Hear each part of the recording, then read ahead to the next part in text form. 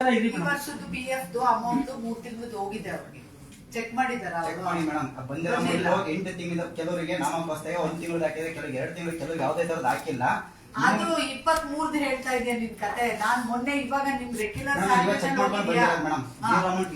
ತೋರಿಸಿ ಅದು ನಮ್ಮ ಮತ್ತೆ 3 ತಿಂಗಳಿಗೆ ಯಾವುದೇ ತರದ ಸಂಬಳ ಆಗಿಲ್ಲ ನಮಗೆ. ಅದು ಫಂಡ್ ಇರ್ಲಿಲ್ಲ ನಮ್ದು PM ಅಭಿಮ್ದು ಬಂದಿಲ್ಲ ಮೇಡಮ್. ಈಗ ಒಂದ್ ವಿಚಾರ ಇಲ್ಲ ಇವ್ರೆ ಈಗ ಫಂಡ್ ಇಲ್ಲ ಅಂದ್ರೆ ಈಗ ನಾನು ಅವಸರ ಏನ್ ಮಾಡಿದ್ರೆ ಒಂದ್ ವಿಚಾರ ನೀವು ಡೆಪ್ಯೂಟಿ ಡೈರೆಕ್ಟರ್ ಒಂದು ಲೆಟರ್ ಬರ್ದಿದ್ದೀವಿ ಅಂತ ಹೇಳಿದ್ರೆ ಆ ಲೆಟರ್ದು ಏನಾಯ್ತು ಮೇಡಮ್? ಅದು ಪ್ರೊಸೀಡಿಂಗ್ಸ್ ಏನಾದ್ರು ಮುಂದಕ್ಕೆ ಹೋಯ್ತಾ?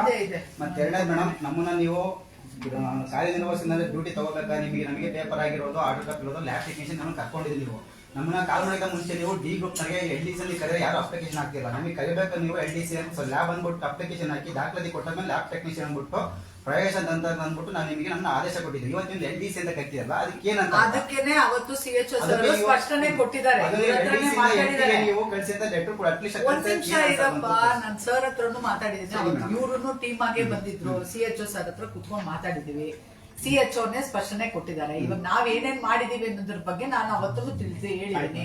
ಇವಾಗ CHO ಸರ್ ಇಲ್ಲ, ನಾನೇನು ಮಾತಾಡೋದಕ್ಕೆ ಸ್ಥಿತಿನಲ್ಲಿಲ್ಲ. CHO ಸರ್ ಬರ್ತಾರೆ, CHO ಮಾಡ್ತಾರೆ. ಇವಾಗ ಪ್ರೋಗ್ರೆಸ್ ಆಗಿರೋದನ್ನ ಹೇಳ್ತೀನಿ. ಇವಾಗ ಪ್ರೋಗ್ರೆಸ್ ಹೇಳ್ತೀನಿ ನಾನು. ಒಂದು 5 ಮಿನಿಟ್ಸ್ ಆಚೆ ಇರ್ತೀರಾ?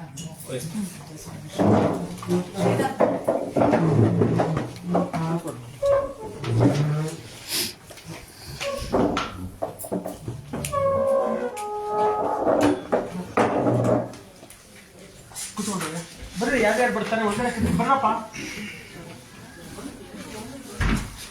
ಓಕೆ ಅಂತ ಹೇಳಿದ್ರಿ ಮೇಡಮ್. ಫಂಡ್ ಇಲ್ಲ ಅಂತ ಹೇಳಿ 1,24,27,00,000 PF ಇವತ್ತವರೆಗೂ ಜಮಾ ಆಗಿಲ್ಲ ಮೇಡಮ್.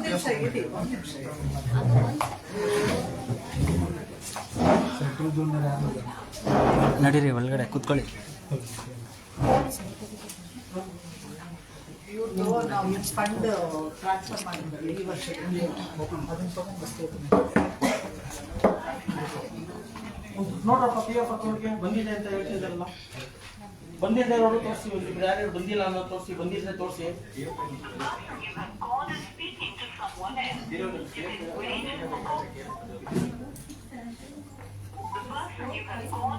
ಆಮೇಲೆ 3 ತಿಂಗಳು ಸ್ಯಾಲರಿಗಳು ಹಾಕಿಲ್ಲ ಅಂದ್ರೆ ಹಿಂಗೆ ಮೇಡಮ್. ಇದು ಇವ್ರೆ ಈಗ ಒಂದ್ ನಿಮಿಷ ನೀವು ನನ್ನಿಂದ ಅರ್ಥ ಮಾಡ್ಕೊಳ್ಳಿ. ಇದು ಸ್ಟೇಟ್ ಇಂದ ಬರಲ್ಲ, ಇದು ಗವರ್ಮೆಂಟ್ ಆಫ್ ಇಂಡಿಯಾ ಫಂಡು. ಇಡೀ ಕರ್ನಾಟಕಕ್ಕೆ ಫಂಡ್ ರಿಲೀಸ್ ಆಗಿದೆ. ಬಂದಿರೋದು ಇವಾಗ. ಈಗ ಒಂದು ವಿಚಾರ, ಈಗ ನೀವು ಫಂಡ್ ಅಲೋಕೇಶನ್ ಮಾಡ್ಕೋಬೇಕಾದ್ರೆ ಅಥವಾ ಫಂಡ್ ಡಿಸ್ಟ್ರಿಬ್ಯೂಷನ್ ಮಾಡ್ಬೇಕಾದ್ರೆ ಇಡೀ ಕರ್ನಾಟಕಕ್ಕೆ ಬಂದಿಲ್ಲ. ಅರ್ಥ ಮಾಡ್ಕೊಳ್ಳಿ. PM ಅಭಿಮ್ ಅಂತ ಒಂದು ಫಂಡಿಂಗ್ ಇದೆ.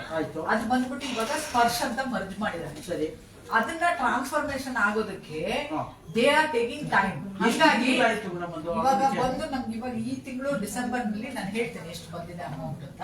ಇವ್ರದ್ದು ಸ್ಯಾಲರಿ ಎಷ್ಟಕ್ಕೆ ಕಳಿಸಿದೀವಿ ಅಂತಾನು ನಾನು ಹೇಳ್ತೀನಿ. ಯಾಕೆಂದ್ರೆ ಯಾವ್ಯಾವ್ದು ಕಲೆಕ್ಟ್ ಮಾಡಿದೀವಿ, ಅಲೋಕೇಶನ್ ಮಾಡ್ಕೋಬೇಕು. ಅದಕ್ಕೆ ಮುಂಚೆ ನೀವು ಪ್ರಿಪೇರ್ ಆಗ್ಬೇಕಲ್ವಾ? ಎಷ್ಟು ಫಂಡ್ಸ್ ಬರುತ್ತೆ, ಅದನ್ನ ಯಾವ್ಯಾವ್ದು ಕಲೆಕ್ಟ್ ಮಾಡಿದ್ದೀರಾ ಅನ್ನೋದೆಲ್ಲ ಬೇಕಲ್ವಾ? ಹೆಂಗೆ ಜೀವನ ನಡೆಸಕ್ಕೆ ನಾವು ಕೊಡ್ತಾ ಇರೋದು 15-16 ಸಾವಿರ ಸಂಬಳ. ಈಗ 3 ತಿಂಗಳಿಂದ ಸಂಬಳ ಬಂದಿಲ್ಲ ಅಂದ್ರೆ ಇವ್ರು ಏನ್ ಮಾಡ್ತಾರೆ? ನಾವು ಹೊಟ್ಟೆಗೆ ಏನ್ ತಿನ್ಬೇಕು? ಫಂಡ್ ನಾವಂತೂ ಸ್ಯಾಲರಿ ಪುಟಪ್ ಮಾಡಿ ಕಳಿಸಿರೋದನ್ನ ಕೊಡ್ತೀವಿ. ನಮ್ಗೇನು ಗೊತ್ತಾ ಬೇಸರ? ಈಗ ಸ್ಟೇಟ್ ಗೌರ್ಮೆಂಟ್ ಆಗಲಿ, ಸೆಂಟ್ರಲ್ ಗೌರ್ಮೆಂಟ್ ಆಗಲಿ, ಅಥವಾ ನಿಮ್ಗೆ ಕಾರ್ಪೊರೇಷನ್ ಗಳಲ್ಲಾಗಲಿ ಒಂದೇ ಸಂಬಳ ಡಿಲೇ ಆಗಲ್ಲ. ಸರ್, ಇವ್ರ ಪರ್ಮಿಷನ್ ಬೇಕಂತ ವಿಡಿಯೋ ಮಾಡಕ್ಕೆ. ನೀವು ಯಾರಮ್ಮ? ನೀವು ಯಾರು? ID ಕಾರ್ಡ್ ಇದೆಯಾ? ನೀವು ಗೌರ್ಮೆಂಟ್ ಎಂಪ್ಲಾಯ್? ಬನ್ನಿ ಇಲ್ಲಿ ಬಂದು ಮಾಡಿ. ಬನ್ನಿ ಇಲ್ಲಿ ಮಾಡಿ. ಕಮ್ಯುನಿಟಿ ಮೊಬಿಲೈಸರ್ ಎಲ್ಲಾದ್ರೂ ಒಂದು ಆರ್ಡರ್ ಇದೆಯಾ? ವಿಡಿಯೋ ಮಾಡಬಾರ್ದು ಒಂದು ಆರ್ಡರ್ ಇದ್ರೆ ಕೊಡಿ. ಈಗ ಏನಕ್ಕೆ ಅಂದ್ರೆ ಇವತ್ತು ಅದನ್ನೇ ಹೇಳ್ತೀನಿ ಏನಕ್ಕೆ ಅಂತ. ವಿಡಿಯೋ ಮಾಡ್ತಿರೋ ಉದ್ದೇಶ ಅದು ಲೈವ್ ಅದು. ಇವತ್ತು ಇಲ್ಲಿ BBMP ನಮ್ಮ ಕ್ಲಿನಿಕ್ ಕೆಲಸ ಮಾಡ್ತಿರುವಂತಹ ಡೈರೆಕ್ಟ್ ಆಗಿ ನಿಮ್ಮನ್ನ ತಗೊಂಡು ಲೇಡಿ ಆಫೀಸರ್ ಇದ್ದಾರೆ, ಇಷ್ಟು ಜನ ಮೆನ್ಸ್ ಇದೀರಾ, ಬಂದು ಹೆಂಗೆ ಪರ್ಮಿಷನ್ ಅಲ್ಲಿ ಮೇಡಮ್ ಒಬ್ಬರ ಹೆಂಗ್ ತೆಗಿತಾ ಯಾರು ಒಬ್ರು ತೆಗಿತಾ ಇದೀವಿ, ಇಲ್ಲಿ ತೆಗಿತಿದಾರಲ್ಲ ಎಲ್ಲರೂ ಸೇರಿ ತೆಗಿತಾ ನೋಡಿ. ಅದು ಈಗ ಇವರು ಪಾಪ ಇವ್ರಿಗೆ ಗೊತ್ತಿಲ್ಲ ಅಂತ ಕಾಣುತ್ತೆ. ಈಗ ಅಧಿಕಾರಿ ಅಂತ ನಾನು ಮಾತಾಡ್ತಾ ಇದ್ದೀನಿ. ಏನ್ ಹೇಳಿ, ಅವರು ಒಬ್ಬ ಮಾತನಾಡಿ ಏನಿದೆ ಕೇಳಿ ಸರ್, ನಾನು ಇಲ್ಲ ಅಂತ ಹೇಳ್ತಾ ಇಲ್ಲ. ಆದ್ರೆ ಬೇಕಾದ್ರೆ ಹೆಂಗ್ ವಿಡಿಯೋ ಮಾಡ್ತೀರಾ? ಅದ್ ಅಕೌಂಟ್ಸ್ ಅವ್ರನ್ನ HO ಸರ್ನ ಎಲ್ಲ ಬೇರೆ ಏನೇನ್ ಇರ್ತಾರಲ್ಲ ಎಲ್ಲರನ್ನೂ ಕೇಳ್ಬೇಕು. ವಿತೌಟ್ ಪರ್ಮಿಷನ್ ಇಲ್ದೆ ಲೇಡಿ ಆಫೀಸರ್ ವಿಡಿಯೋ ಹೆಂಗ್ ತೆಗಿತೀರಾ? ಈಗೇನ್ ಹೇಳಿ, ಏನಕ್ಕೆ ತೆಗಿತಿದ್ದೀರಾ ಅಂತ ಈಗ ಗೊತ್ತಾಗ್ಬೇಕಲ್ಲ ಸಾರ್ವಜನಿಕರಿಗೆ ಒಂದ್ ನಿಮಿಷ, ಏನ್ ಏನಕ್ಕೆ ಸಮಸ್ಯೆ? ತೆಗಿಬೇಕು ಮ್ಯಾಮ್ ವಿತೌಟ್ ಪರ್ಮಿಷನ್ ಇಲ್ದೇನೆ ದಟ್ ಇಸ್ ವಾಟ್ ನೀವು ಸರ್ ಹತ್ರ ಮಾತಾಡ್ಬೇಕು. ಸರ್ ಹತ್ರ ಹ್ಮ್, madam, ಈಗ ನಾವು ನಾನು ಮಾಹಿತಿ ಕೊಡೋದನ್ನ ಕೊಡ್ತೀನಿ ನಿಮ್ಗೆ. ಅಷ್ಟೇ ಮಾಹಿತಿ ಕೊಡಿ. Please, ಅದು off ಜನರಿಗೆ- it. ಅಲ್ಲ, Sir ಅಲ್ಲ, ಬಂದಂಗೆ ಒಂದ್ ವಿಚಾರ ಮಾತಾಡಿ, ಕೇಳಿ. ದಯವಿಟ್ಟು. ಈಗ ಅವ್ರೇನೋ It is not nice. ಈಗ ಎಲ್ಲೆಲ್ಲೋ It is not nice. ಈಗ ಅವ್ರೆಲ್ಲೆಲ್ಲೋ ತಿರ್ಗಿಸ್ತಾ ಇದ್ದಾರೆ ಪಾಪ ಅವ್ರಿಗೇನೋ ಗೊತ್ತಿಲ್ಲ ಅಂತ ಇಲ್ಲ, ಕಾಣುತ್ತೆ. ಇಲ್ಲ, ಇಲ್ಲ. ಈಗ ಯಾವ್ದಾದ್ರು ಈಗ ಕೋರ್ಟ್ ಪ್ರೊಸೀಡಿಂಗ್ಸ್ ಲೈವ್ ಅಲ್ಲಿ ಆಗ್ತಾ ಇದೆ. ನವೀನ್ ಅವ್ರೆ, ಏನ್ ಮಾತಾಡ್ತಾ ಇದ್ರು ಅವರು? ನಾವು PF ಯಾವಾಗಿಂದ ಕಟ್ ಮಾಡಿರೋದಪ್ಪ, ಇವ್ರು ಒಂದೂ ಅಮೌಂಟ್ ಹೋಗಿಲ್ಲ ಅಂತ ಇದ್ದಾರೆ ಹುಡುಗರು. ಈ ವರ್ಷದ್ದು ನಿಮ್ಮ ಅಕೌಂಟ್ ಕಾರ್ಡ್ ಓಪನ್ ಮಾಡ್ಕೊಡ್ತಾರೆ. ಒಂದ್ ನಿಮಿಷ. ಜೂನ್ ಜುಲೈ ಆಗಸ್ಟ್ ಹೋಗಿದೆ ಈ ವರ್ಷದ್ದು. ಇಲ್ಲೇ ಇದ್ದಾರೆ ನೋಡಿ, ಒಂದ್ ನಿಮಿಷ ಲೈನ್ ಈಗ ಪ್ರವೀಣ್, ಈಗ ಇವ್ರ ಹೋದ್ರೆ ಇವ್ರ PF ಅಕೌಂಟ್ಗೆ ಅದು ರಿಫ್ಲೆಕ್ಟ್ ಆಗುತ್ತೆ. ಈಗ ಇಲ್ಲಿ ಒಂದು ಓಪನ್ ಮಾಡಿದೀವಿ, ನೋಡ್ತಾ ಇದೀವಿ ಆಯ್ತಾ. ಈಗ ಒಬ್ರದ್ದು ಪಾಸ್ಬುಕ್ ನೋಡ್ತಾ ಇದೀವಿ ನಾವು ಇಲ್ಲೇ ಕುತ್ಕೊಂಡು. ಅವ್ರ ಅಕೌಂಟ್ ಅಲ್ಲಿ 3651 ಇದೆ ಆಯ್ತಾ. ಇಷ್ಟೇ ಇರೋದು. ಹಾ ಹಾ ಯಾರು ಕೊಟ್ಕೊಂಡಿರೋದು? ಕ್ಲೈಮ್ ಮಾಡ್ಕೊಂಡಿದ್ದಾರೆ.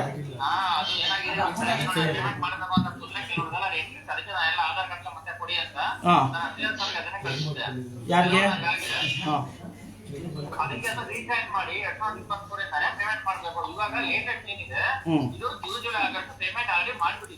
ಯಾವ ಸರಿ ಈಗ ಪೇಮೆಂಟ್ ಮಾಡಿದ್ರೆ ಈಗ ಯಾರಪ್ಪ ಇವರು?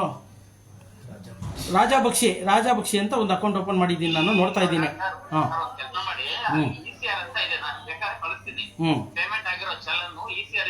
ನಾನು ಲಾಸ್ಟ್ ಟೈಮೇ ಶ್ರೀನಾಥ್ ಹತ್ರ ಹೇಳಿದೆ, ಈಗ ನೀವು ಕೊಟ್ಟಿದೀವಿ ಅಂತ ಹೇಳ್ತಾ ಇದ್ರೆ ದಯಮಾಡಿ ಆ ಚಲನ ಕಳಿಸಿ, ನಾವು ನೋಡ್ಬಿಟ್ಟು ಅದನ್ನ ಅದು ತಿಂಗಳು ಬೇಕು ಅದನ್ನ ಕಳ್ಸಕ್ಕೆ. 15 days ಆಗೋಯ್ತು ನಾನು ಅವ್ರಿಗೆ ಹೇಳಿ.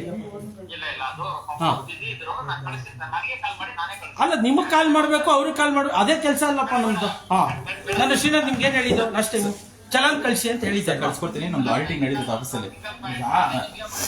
ಸರ್ ನಮ್ದು ಆಡಿಟಿಂಗ್ ನಡೀತೈತೆ, ಆಫೀಸ್ ಆಡಿಟಿಂಗ್ ನಡೀತೈತೆ. ಒಂದು 1 week ಫುಲ್ ಬಿಸಿ ಸರ್, ಅದು ಅದ್ರ ಮಾಡಕ್ಕಾಗಿಲ್ಲ. ಈಗ ಸರ್ ಆಫ್ ಮಾಡಿ, ಏನ್ ಸುಮ್ಮನೆ ಅಲ್ಲ ಕ್ಲಾರಿಟಿ ಆಗ್ಲಿ. ಅಲ್ಲ ಸರ್ ಆಫ್ ಮಾಡಿ, ನಾನು ಕ್ಲಾರಿಟಿ ಕೊಡ್ತೀನಿ. ಇಲ್ಲೇ ಕ್ಲಾರಿಟಿ ಈಗ ಯಾಕೆ ಕ್ಲಾರಿಟಿ ಬೇಕು ಗೊತ್ತಾ? ಲಾಸ್ಟ್ 2 ಸಲ ಹಿಂಗೆ ಮಾತಾಡಿ ಏನು ಕ್ಲಾರಿಫಿಕೇಶನ್ ಆಗಿಲ್ಲ, ಸರಿ ಹೋಗ್ಲಿಲ್ಲ. ಅಟ್ಲೀಸ್ಟ್ ಇವಾಗ ಕೊನೆ ಪಕ್ಷ ಲೈವ್ ಅಲ್ಲಾದ್ರೂ ಗೊತ್ತಾಗ್ಬಿಡ್ಲಿ ಇವಾಗ ಏನಾಗುತ್ತೆ, ಇವ್ರದ್ದು ಸೆಟಲ್ಮೆಂಟ್ ಸರ್ ಆಫ್ ಮಾಡಿ. ಆಫ್ ಮಾಡಿ ಸರ್, ಆಫ್ ಮಾಡಿ. ಏನಿಲ್ಲ ಸರ್, ನಾನು ಫುಲ್ ಕ್ಲಾರಿಟಿ ಕೊಡ್ತೀನಿ. ಕೊಡಿ, ಕ್ಲಾರಿಟಿ ಕೊಟ್ಬಿಡಿ. ಅದೇ ಆಫ್ ಮಾಡ್ಬಿಟ್ಟು ಕ್ಲಾರಿಟಿ ಏನಾದ್ರು ಏನಾದ್ರು ವ್ಯವಹಾರ ಆಗ್ತಾ ಇದೆಯಾ? ಏನಿಲ್ಲ ಸರ್. ಇಲ್ಲ ತಾನೆ, ಸುಮ್ಮನೆ ಏನ್ ಬಂದಿಲ್ಲ. ಪಾರದರ್ಶಕತೆ ಇರಲಿ ಬಿಡಿ.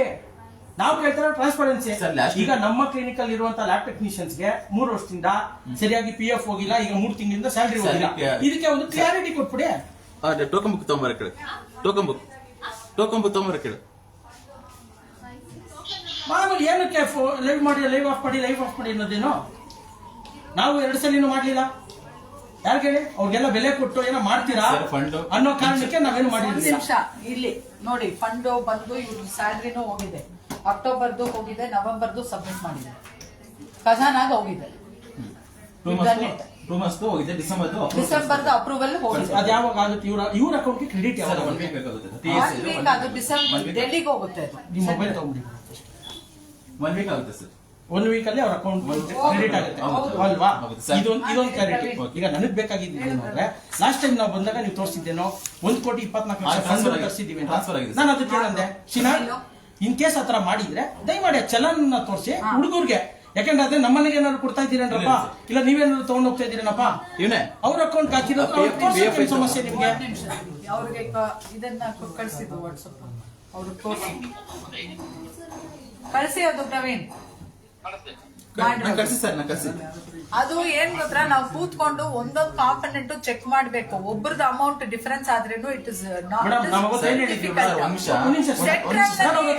ಸೆಂಟ್ರಲ್ ನಲ್ಲಿ ಪಲ್ಸ್ ಪೋಲಿಯೋ ಬಂತು ನಮ್ಗೆ. ಸ್ಟ್ಯಾಟ್ಯುಟರಿ ಆಡಿಟ್ ನಡೀತಾ ಇದೆ. We also have 101 works. ಈಗ ಒಂದ್ ವಿಚಾರ ನಮ್ಗೆ ಸ್ಪಷ್ಟತೆ ಒಂದೇ. ನಾವು ಕೇಳಿದ್ದೇನೆ ಅವತ್ತು, ನೀವು ಹೇಳಿದ್ರಿ ಈ ತರ ಮಾಡಿದ್ದೀರಿ, ಒಪ್ಲೈಸ್ ಮಾಡ್ಬೇಕು. ನಾವೇನ್ ಮಾಡಿದ್ವಿ ಮೇಡಮ್ ಮಾಡಿ ಅದೇ. ಯಾಕೆಂದ್ರೆ ಇವ್ರು ಕೆಲಸ ಮಾಡ್ತಾ ಇರೋದು ಮೇಡಮ್ ಕೂಲಿ ಕೆಲಸ ಇರೋದು. ಪಾಪ 15,000 ಮಾಡ್ತಾ ಇದ್ದಾರೆ. ಇವಾಗ ನಾವು ಅವತ್ತು ಅದನ್ನೇ ಮಾತಾಡ್ಬಿಟ್ಟು ಹೋಗಿತ್ತ ನಿಮಗೆ. ನಾನು ಸಂಬಳನೂ ಮಾಡಿದೀವಿ, ಹೋಗಿದೆ, ಇವಾಗ ತೋರಿಸಿದೀನಿ. ಡಿಸೆಂಬರ್ದು ಅಪ್ರೂವಲ್ ಆಗೋಯ್ತು, ಅದನ್ನು ಕಳ್ಸಾಯ್ತು. ಅಕ್ಟೋಬರ್ ನವೆಂಬರ್ದು ಖಜಾನಾಗೂ ಕೊಟ್ಟಾಯ್ತು, ಅದು ಕ್ಲಾರಿಟಿ ಆಗೋಯ್ತು. ಇವಾಗ ನೆಕ್ಸ್ಟ್ ದಯವಿಟ್ಟು ರೀ. ಸರಿ ಸರಿ ಮೇಡಮ್. ಈಗ sir is not there. Please, I am not supposed to address these, but I am doing it for your sake. ನನ್ ಸೇಕ್ ನಾನು ಮಾಡ್ತಾ ಇದ್ದೀನಿ. ನಾನು ಕೆಲಸ ಮಾಡಿದೀನಿ, ನಾನು ಮಾಡಿದೀನಿ ಅಷ್ಟೇ. ನಾವು ಅದನ್ನ ಹೇಳ್ತಾ ಇರೋದು. ನೀವು ಮಾಡಿದ್ರೆ ಮುಗೀತಲ್ಲಿ, ನೀವು ಮಾಡಿದೀರಾ ಅಂದ್ರೆ ನೋಡಿದ್ರಲ್ಲ ನೀವು ಇವತ್ತು 1 ಕೋಟಿ 24 ಟ್ರಾನ್ಸ್ಫರ್ ಇಶ್ಯೂ ಆಗಿತ್ತಲ್ಲ, ನಾವ್ ಹೇಳಿದ್ವಿ ಅಲ್ವಾ? ಇದು ಅಕೌಂಟ್ ಬಂದಿದೆ ಸರ್, ನಮ್ಮ ಅಕೌಂಟ್ ಬಂದಿದೆ. ಈ ಅಮೌಂಟ್ ಟ್ರಾನ್ಸ್ಫರ್ ಮಾಡ್ತಾ ಇದೆ. ಯಾಕಂದ್ರೆ ಸುಮ್ಮನೆ ಒನ್ ಟೈಮ್. ಒಂದ್ ನಿಮಿಷಪ್ಪ, ಇದನ್ನ ನಾವು ಲಾಸ್ಟ್ ಬಂದಿದ್ದೆ ಯಾವಾಗ ನಿಮ್ಗೆ ಇದಾಗಿದ್ದೆ ಯಾವಾಗ ಸರ್? ಇದು ಅಮೌಂಟ್ ಟ್ರಾನ್ಸ್ಫರ್ ಆಗಿಬಿಡಿ. ಇದೆ ನೀವು ಅಲ್ವಾ? ನೀವ್ ಹೇಳಿದ್ದೇನೆ ಅವತ್ತು. ಸರ್ ಒಂದ್ ನಿಮಿಷ ಕೇಳಿಸ್ಕೊಳ್ಳಿ. ಇಲ್ಲಿ ಪಲ್ಸ್ ಪಲ್ಲೆ ಬಂತು, ಎಲ್ಲರೂ ಬಿಸಿ ಆಗ್ಬಿಟ್ರು. ಮತ್ತೆ ಆಡಿಟಿಂಗ್ 1 ವೀಕ್ ಸ್ಟಾಪ್ ಮಾಡಿದ್ರು. ಯಾವ್ದು ಪೇಮೆಂಟ್ ಮಾಡಂಗಿಲ್ಲ, ಎಲ್ಲ ಆಡಿಟಿಂಗ್ ನಡೀತಿತ್ತು, ಫುಲ್ ಬಿಸಿ.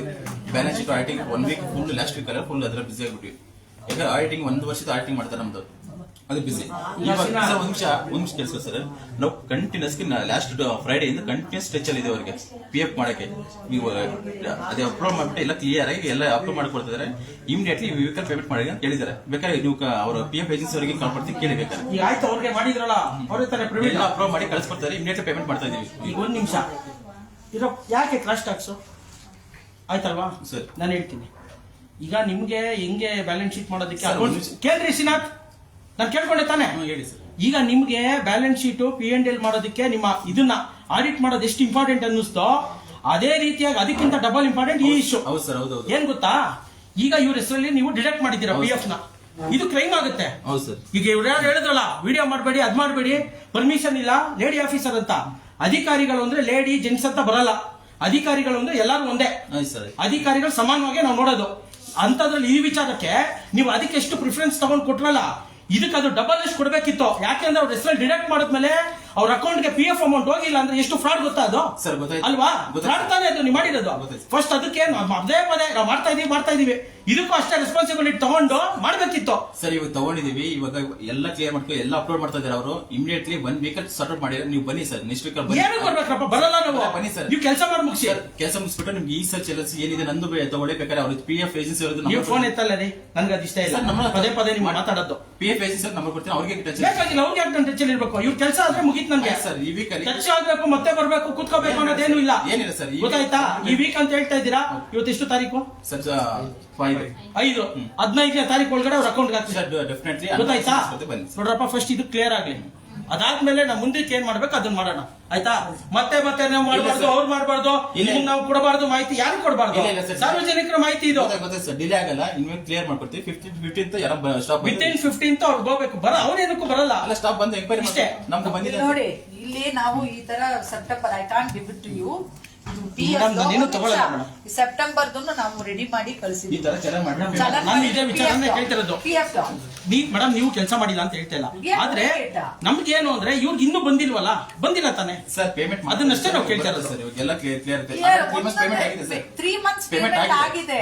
ಜೂನ್ ಜುಲೈ ಆಗಸ್ಟ್ ಪೇಮೆಂಟ್ ಆಗಿದೆ.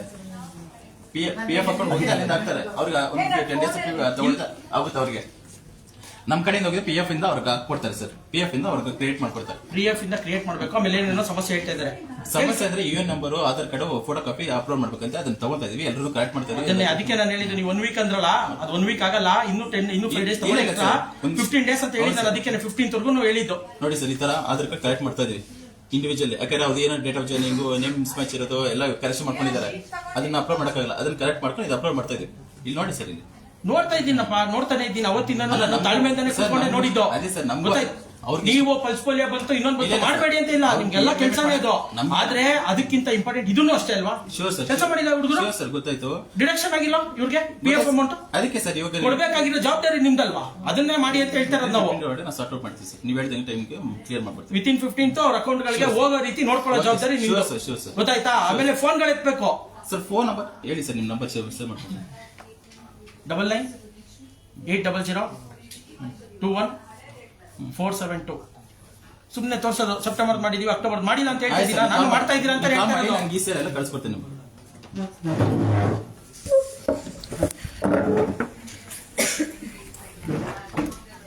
ಬಂಧುಗಳೇ ನಮಸ್ಕಾರ, ನಾನು ನಿಮ್ಮ LG1.